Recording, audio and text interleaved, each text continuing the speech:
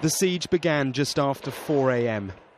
Gunfire and explosions echoed through this northern Parisian suburb. Residents filmed it all on their mobile phones. Heavily armed anti-terror police were targeting an apartment linked to Friday's attacks. The resistance they met was huge. The battle went on for more than an hour. By the end, 2 people inside the apartment were dead. One male suspect shot, and another female who police say detonated a suicide vest. By first light, the gunfire had stopped, but the operation was still on. As one policeman is taken away injured, nearby, an arrest. A suspect who appears to be an English speaker, given the instructions shouted to him by police. In all, 7 people were detained. One led away only partially dressed.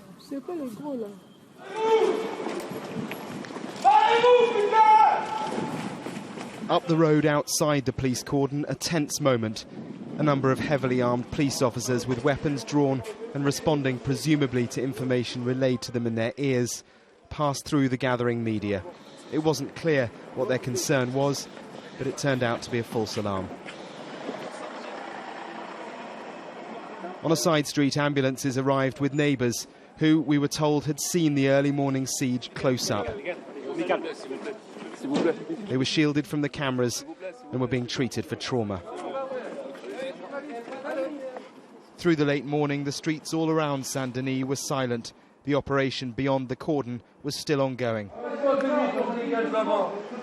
Some residents were frustrated not to be allowed back home, but the police seemed particularly on edge. At the other end of the cordon, there was sudden police interest in a church. They broke down a door at the side. Well, it is pretty extraordinary. They spent the past 20 minutes or so trying to get access to this church. They haven't said why, but if they thought there was some sort of threat, you might expect that they'd move everyone here further on. They did eventually get in. It's still not clear why. Which building was it? From his daughter's bedroom overlooking the scene, Lassana Douare recalled the night. The first explosion was very strong, he said, so strong that the windows and everything inside was shaking. 5 seconds after, a second explosion, and then more every few seconds.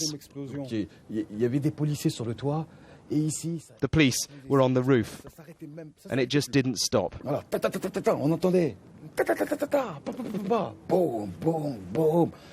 It was war, he said. By late afternoon, the French authorities were giving details of just how fierce a gun battle it was.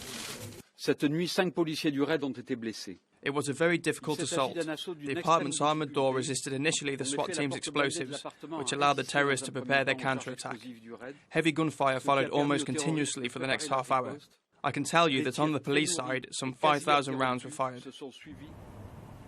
At the apartment, detailed forensics is now taking place. Whoever was here is clearly of huge interest.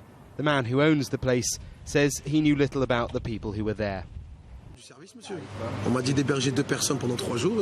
I was asked to help. I just wanted to help, sir. I was asked to let 2 people stay at my flat for 3 days, and I just helped out. I didn't know where they came from. I didn't know they were Belgian. He was taken away by police.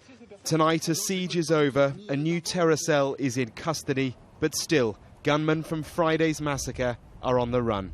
Mark Stone, Sky News, in Paris.